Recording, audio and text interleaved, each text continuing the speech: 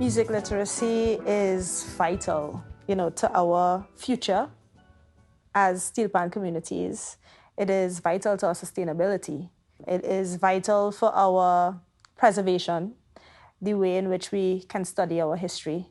And it's something that is definitely needed in order to support all of these other things. Being musically literate enhanced my ability to interact with the musical information I was being presented with, and my ability to learn faster and understand the instrument, the makeup of the instrument. For example, the tenor pan, that's what is called the fourth and fifth style. And, if you understand the cycle of fifths, that theoretical concept informs the practical aspect on the pan and so on.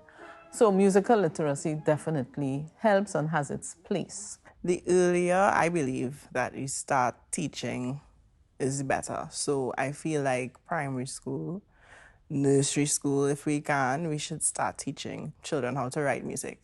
Lines and spaces, it's easy enough. And then as they progress through the system, it becomes easier because a lot of them want to do CSEC music, but when you're in Form 4 and you're starting from scratch, it's too late. So the earlier the better for our school systems, not just pan in schools, but music literacy. So by the time they even get to the panyard, they are already musically literate. And you end up on a very professional level where you can now sort of do performances on an international level and collaborate with symphony orchestras and all of these things, because everybody just functions by, here's your score, here you go, and I don't have to teach you it note by note. Of course, rote learning is something that is to be valued, but if you are to become somebody to work in this industry, you are going to be competing against many others who can read music. So if somebody is looking to work in this field, as a performer especially, say if you're getting a studio gig, you have to be able to read like that and then perform. So if you can't read, you won't be able to compete against those others who can read just like that. Future panists, future musicians, to be able to even expand their own horizons and sit in with orchestras, any kind of orchestra. Music literacy is at the foundation of that. In France, for example, everyone that I've done workshops with, they use music. But I'll tell you what they do. There are those who have notated music, and there are those bands that have music based on solfa. So they would go with, they use a lot of, rely on the ears a lot, and they use solfa to read from. So they'll have their stands and they'll be reading, and that's how they are able to cope. From the drops again. 1, 2. Working as a drill master especially, I noticed that we reach the point of diminishing returns after 2-3 hours. So the extra 3 hours that we spend in the panyard is pointless because everybody brain tired, including mine, and I really like my bed these days. Panists having this basic musical literacy and understanding would definitely progress into a shorter time, because then the arranger wouldn't have to spend 2 hours calling out the notes of a C major scale or the notes of a chromatic scale or a particular type of passage. The arranger could just come and say, okay guys, we're going C major scale ascending, or you go up the scale and come back down, and people would immediately transform that into a series of notes that they understand from having learned music.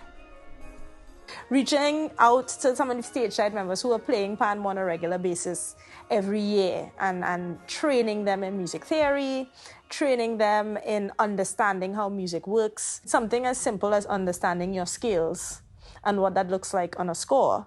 You would be able to learn music by rote so much faster if you were able to understand the music that was given to you. right? So that training is very, very important if we want to get to a place where we learn music very quickly, because I can just hand you a score. Here's the score, here's the music, see you tomorrow. And you come, you read it, and we play it. We would save so much time, like a lot of time, if music literacy was something that was more at the forefront. One of the challenges that I notice is that the younger generation, they are music literate. They know scales, they know their chords, they know their arpeggios. The older generation, some of them might be familiar with it, and then they have the group that don't want to have anything to do with that. In the Panyard setting, generally the older generation would have to agree to put themselves through some sort of training, but it's not impractical for the future. You know, as we get more and more young people learning music and coming into the Panyard, and then the practical application, because we don't have that. They have, in few cases on a stage side, players would get handed music, like in Exodus. Players would actually get the sheet music and learn their parts that way. In a Panorama setting, that may not happen. It has happened with me. I've gotten music and learned it before reaching the Panyard, but in terms of like a band of 100 and something people, it could only benefit the future. But as of now, it might be a bit difficult. We lose so much music over the years because it hasn't been written down, because there's no one that's able to read it. So we need people to write, because even if we have an arranger teaching by rote, and in the moment they can't write everything down, we should have a transcriber. A transcription is somebody that could, as it happens, and every night when the arranger comes and changes something, you make the changes on spot, and you have these versions, because by the end of a Panorama, you don't have one piece, you know, you have versions of it. So if we could have that documented, it's, you know, we'll have that music for life. Instead of its short life is 1 year, and then it's gone. So if you can arrange wonderful arrangements, great, and recordings will be available. But if you can also notate, then what that could do is you can preserve your music in that manner, and also to have your music performed by other steel bands. So if we are looking to get to a place where the steel bands are at that level of international recognition, and when I talk about international recognition, I'm not just talking about, oh, okay, we all know about the steel band. No, I'm talking about Pan as famous as Michael Jackson and Bob Marley, right? If we're trying to get to that level, music literacy is key in order to get there.